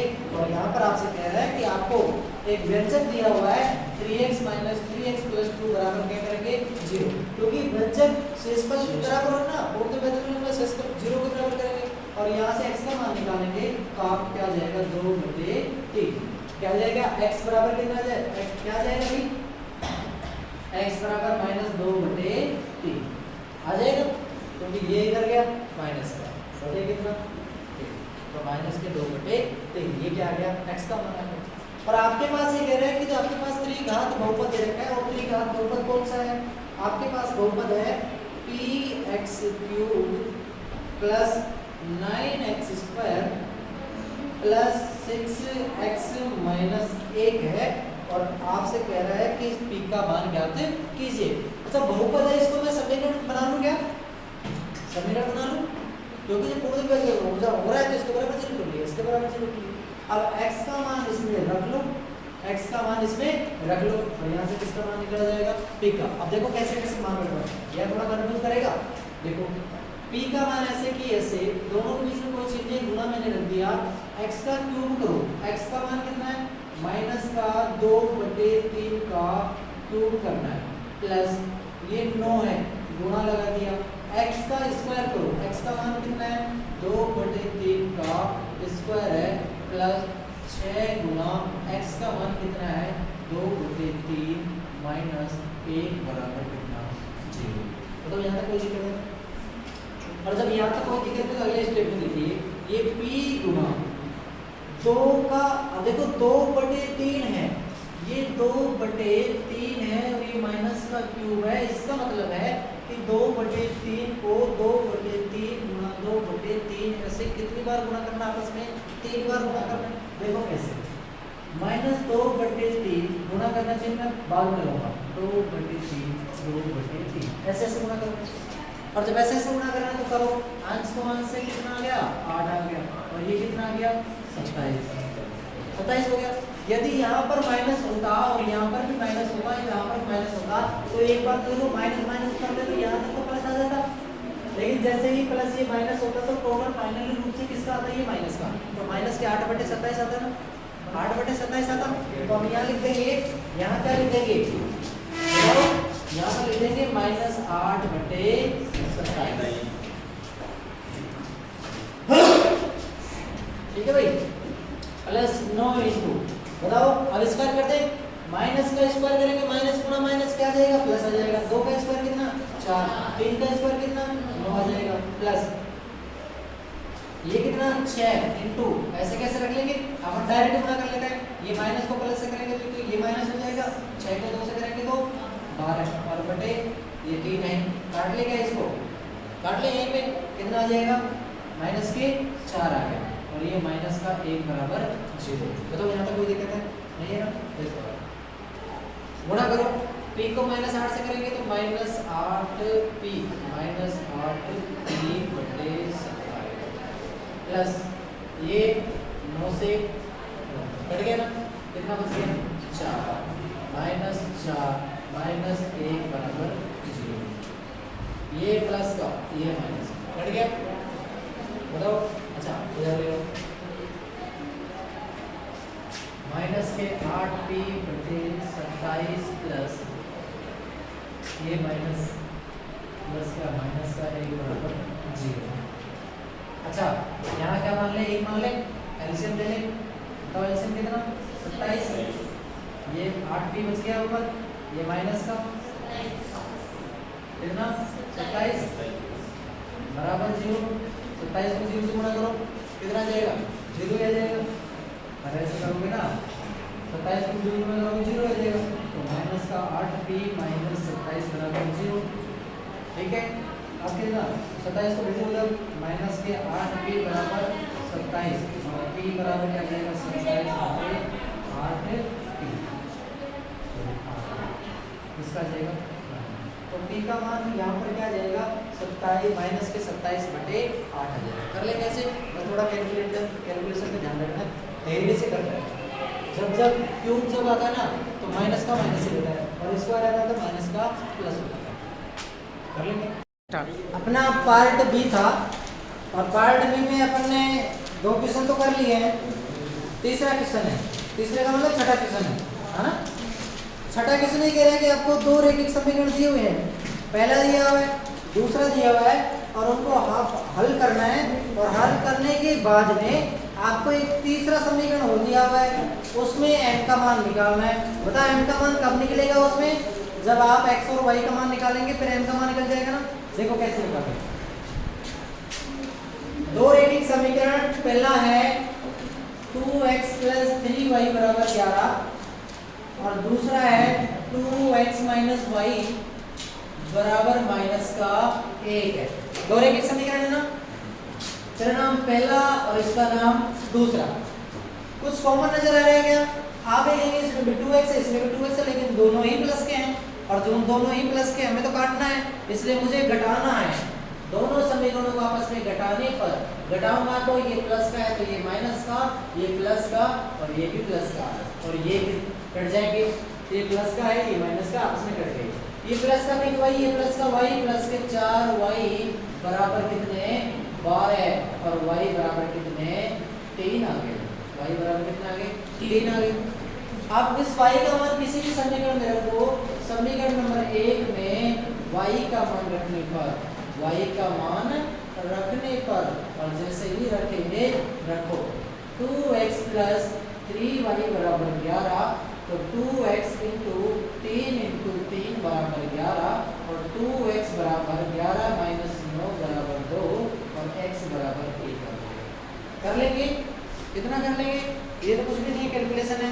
और आपसे कह रहे हैं कि आप यहाँ पर m का मान ज्ञात कीजिए और m के मान के लिए हमारे पास फिर एक समीकरण दे दी कि y बराबर mx प्लस 3 ये दे दिया। हमें इस m का मान निकालना है तो क्या मैं ऐसे कर सकता हूँ क्या mx बराबर y माइनस 3 और m बराबर y माइनस 3 बटे x ऐसे लिख सकते हैं। तो रखो y का मान बताओ कितना है 3 है, 3 माइनस 3 बटे x का मान कितना है 1, 3 माइनस 3 0 बटे 1 इसका मान कितना आ गया 0। कर लेंगे ऐसे। बताओ यहाँ तक कोई दिक्कत है क्या? नहीं। यदि नहीं है तो अगला क्वेश्चन देख लीजिए। क्वेश्चन नंबर 7 ये छठा क्वेश्चन है, ये 7 दो क्रमागत धनात्मक पूर्णांक। अच्छा बताओ यहाँ पर कोई संख्या पता है क्या कौन सी है? दो क्रमागत धनात्मक पूर्णांक। पहला धनात्मक पूर्णांक यदि x माने तो इसका क्रमागत धनात्मक पूर्णांक क्या आ जाएगा? अगला x प्लस 1 आ जाएगा। तो पहला धनात्मक पूर्णांक पॉजिटिव जो पूर्णांक रहेगा वो रहेगा x रहेगा और क्रमागत दूसरा धनात्मक पूर्णांक वो रहेगा x प्लस 1 रहेगा। और आपसे कह रहा है कि यदि ये दो धनात्मक पूर्णांक हैं तो उनके वर्गों का योग 365 है। इसका वर्ग और इसका वर्ग दोनों के वर्गों का योग पहले धनात्मक पूर्णांक का वर्ग और दूसरे धनात्मक पूर्णांक के वर्गों का योग 365 है। तो आपसे कह रहे हैं कि ज्ञात कीजिए कि वो दोनों पूर्णांक कौन कौन से होंगे। तो हम याद कर सकते हैं ये x स्क्वायर इसको a मानेंगे इसको b मानेंगे, a square plus b square plus 2ab सब समीकरण लगाएंगे। तो बताओ a का ये है कि नहीं है a प्लस b का होल स्क्वायर क्या है a square b square 2ab ऐसा है ना। तो रखो a का स्क्वायर करो बताओ x स्क्वायर प्लस b का स्क्वायर करो a प्लस तो इंटू a का मान बताओ x इंटू b का मान बताओ a ये कर लेंगे ना। और बराबर कितना 365 दिया हुआ है। अच्छा कुछ चीज नहीं 1x कितने x square 2x square plus यहाँ पर भी कुछ समझ लग रहा है कि 2 गुना 1 2 प्लस 2 गुना x 2 गुना तो कितना आगे 2x प्लस 1 बराबर 365। ऐसे कैसे? अरे ये प्लस 1 कितना है ऐसे इसको काम में जोड़ना नहीं है। ये प्लस 1 ना तो इसमें जोड़ सकता, ये ना तो इसमें जोड़ सकता क्योंकि ये x वाला है ये बिना x वाला ये प्लस x है।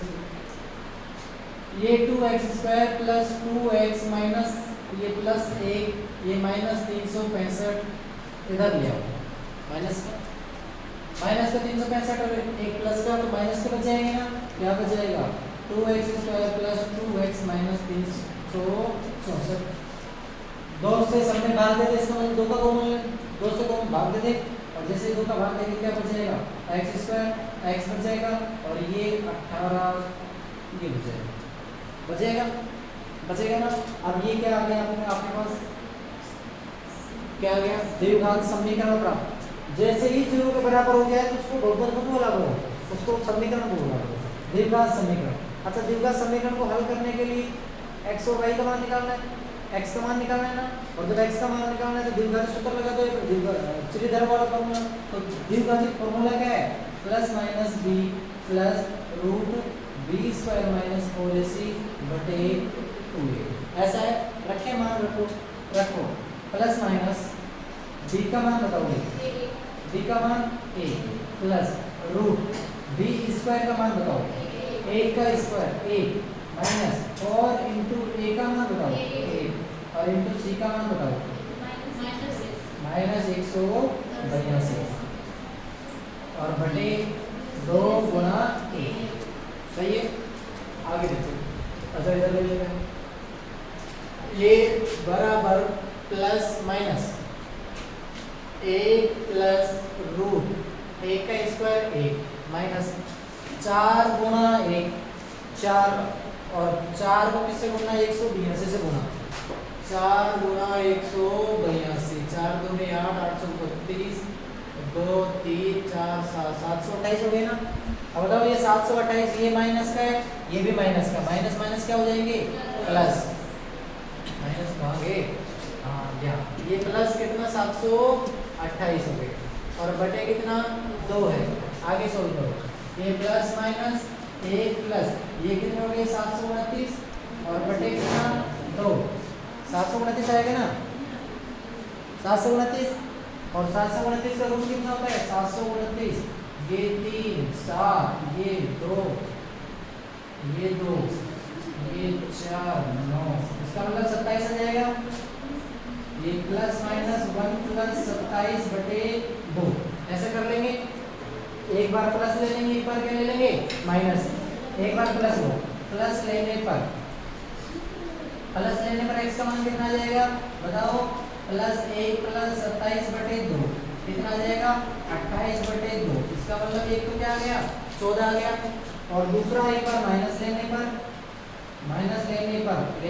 पर ठीक है x का मान कितना आ जाएगा, ये माइनस का 1 प्लस 27 बटे 2 क्या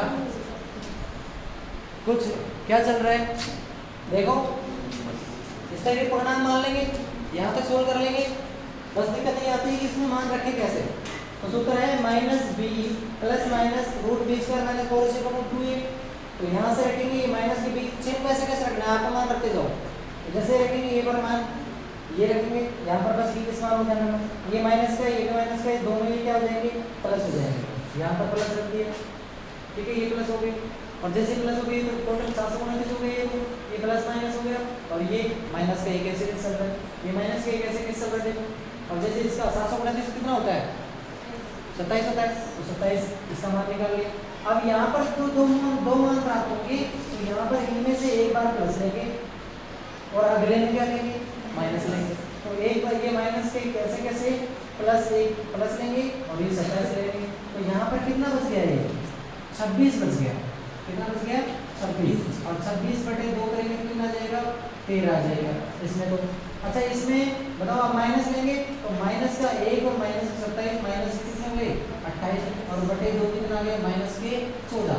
अब ध्यान रखना संख्याएं हमेशा धनात्मक होती हैं, पूर्णांक संख्याएं क्या होती हैं पूरे मान वाली संख्याएं, तो हमेशा संख्याएं धनात्मक संख्याएं लेनी है। तो यहाँ पर जो संख्या है x का मान क्या लेंगे अपन 13 लेंगे, x का मान कौन सी संख्या लेंगे 13, ये वाली ना लेंगे, ये वाली संख्या नहीं लेंगे। अच्छा हमारे पास x का मान तो प्राप्त हो गया कि 13 है, क्या वो बात सही है क्या कि ये वाली संख्या इसके ठीक वाली संख्या का दोनों संख्या के वर्गों का योग क्या 365 आता है। तो देखो हम सिद्ध करते हैं कैसे। इस संख्या पहली संख्या है कि पहली संख्या का स्क्वायर और इससे ठीक बाद वाली संख्या का स्क्वायर क्या 365 आता है क्या। तो देखो 13 का स्क्वायर कितना 169 और 14 का 196, ये होता है जोड़ो 9 6 15 6 9 15 और 1 16, हासिल कितने 1 2 3 आता है। तो इस प्रकार से अपन को x का मान पॉजिटिव लेना है, माइनस वाला नहीं लेना। कर लेंगे ना, ठीक है, यहाँ पे कोई दिक्कत है तो कर लेंगे।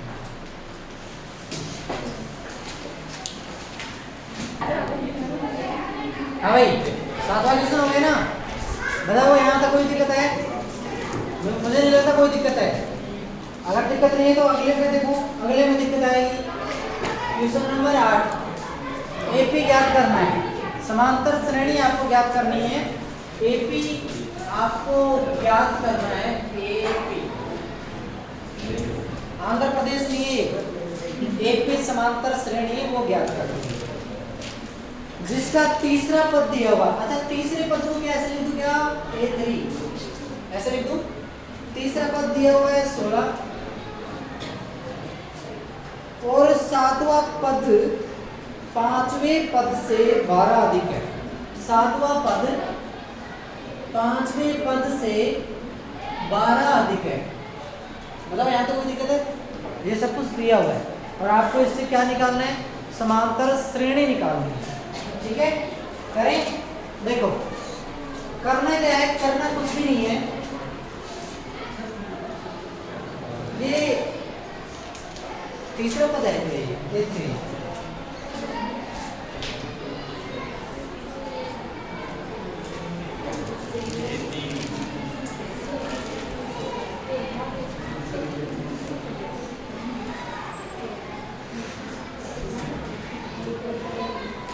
देखो भाई, इसका तीसरा पद है 16, क्या हम इसको ऐसे कर सकते हैं क्या, a3 का जो मान है वो a2 प्लस d, जब a2 में d जोड़ देंगे तो a3 आ जाएगा। d क्या है, यहाँ सार्वत्र है। अरे ऐसे नहीं होता क्या, a1 a2 a3 dot dot dot an। आप d कैसे निकालते हो, बड़े में से छोटा निकाल लेते हो, ऐसे कैसे कि साहब a2 प्लस d जोड़ दे a3 आ जाता है क्या, ऐसे निकाल लेते हो ना, निकाल लेते हो। तो क्या हम ऐसे लिखते हैं, इसको लिखते हैं क्या, मुझे बताओ इसको ऐसे लिख सकता हूँ क्या मैं, a3 a1 plus 2d a1 plus 2d ऐसे लिख सकता हूँ क्या, बताओ। और तीसरा पद आपको दिया हुआ है कितना है, 16, तीसरा पद 16 है, तो a1 प्लस 2d, यहाँ तक कोई दिक्कत है तो बताओ, नहीं है ना, तो इसको समीकरण नंबर क्या मान लें, 1 मान लें। ठीक है, दूसरा आपके पास दिया हुआ था कि a7 बराबर a5 प्लस 12, ये दिया हुआ था। a7 को क्या लिख सकते हैं, आप लिख सकते हैं a6 प्लस d बराबर a4 प्लस d प्लस 12, ऐसा लिख सकते हैं। इससे ठीक छोटी संख्या में सार्वत्र जोड़ेंगे तो ये ठीक बड़ी संख्या आ जाएगी। इससे ठीक छोटी संख्या a4 में यदि d जोड़ेंगे तो ये 5 आ जाएगी और ये प्लस 12 ऐसे। ठीक है, अच्छा देखो a6, ये a6 है, ये d है, इधर ले जाओ, बताओ ये d से d कट जाएगा ना, कट जाएगा d से d, क्योंकि d माइनस का प्लस का इधर आएगा तो माइनस का, ये प्लस का ये माइनस का दोनों कट जाएंगे आपस में। तो a3 ये a4 बराबर कितना बच रहा है, 12 बच रहा है, और ये समीकरण नंबर क्या हो जाएगा, 3 हो जाएगा, हो जाएगा। और अब समीकरण नंबर 2, अरे 2 ले लो 3 ले लो, क्या जा रहा है फिर। समीकरण नंबर 1 व समीकरण नंबर 2 से तुलना करो, तुलना क्या, आप एक दूसरे को दाब दो। ये देखो a6 माइनस a4 बराबर 12, दूसरा कहाँ है, ये रहा, क्या है a1 प्लस 2d बराबर 16, ये है ना।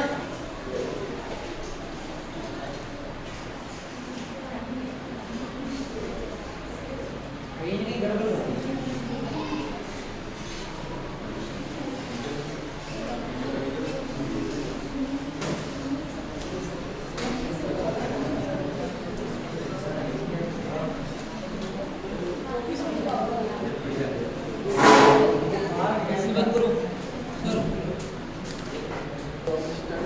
देखिए यहाँ पर a3 मतलब तीसरा पद दिया हुआ है, और तीसरा पद दिया हुआ है तो क्या मैं ऐसा लिख सकता हूँ क्या इसको कि सर तीसरा पद लिखा गया भाई,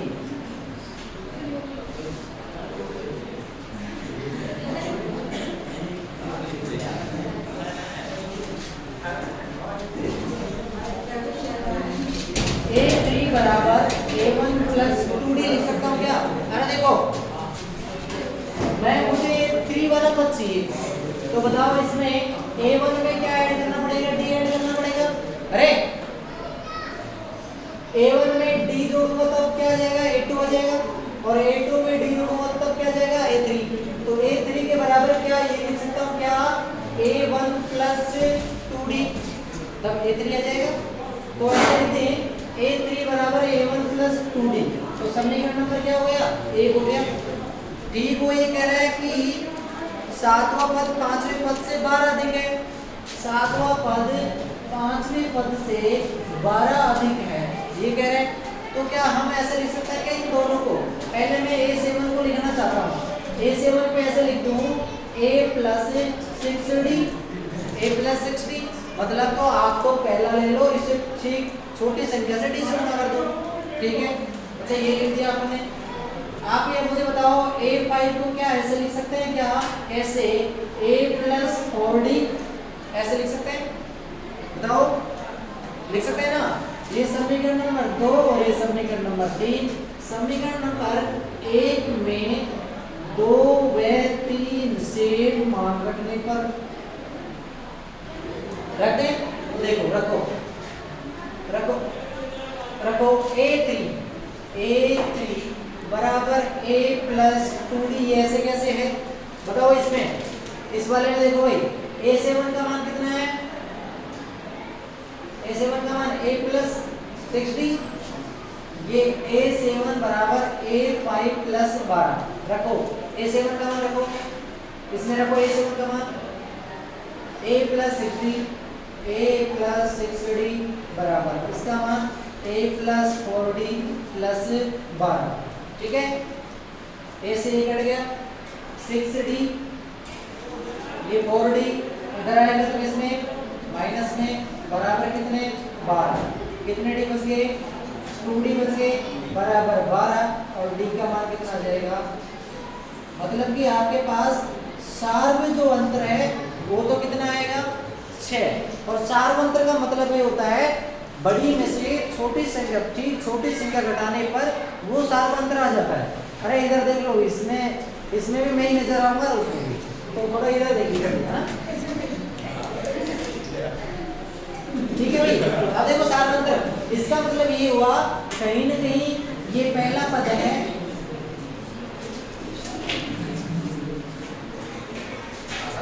ये पहला पद है, ये दूसरा पद है, ये तीसरा एक्सेट्रा, ये nवां पद है, ठीक है। अच्छा आप मुझे बताओ तीसरा पद क्या है, तीसरा पद 16 है ना, ये तीसरा पद 16 है। मुझे दूसरा पद निकालने के लिए आपने कहा था कि A2 बराबर A3 माइनस D, यही था, A2 बराबर A3 माइनस D।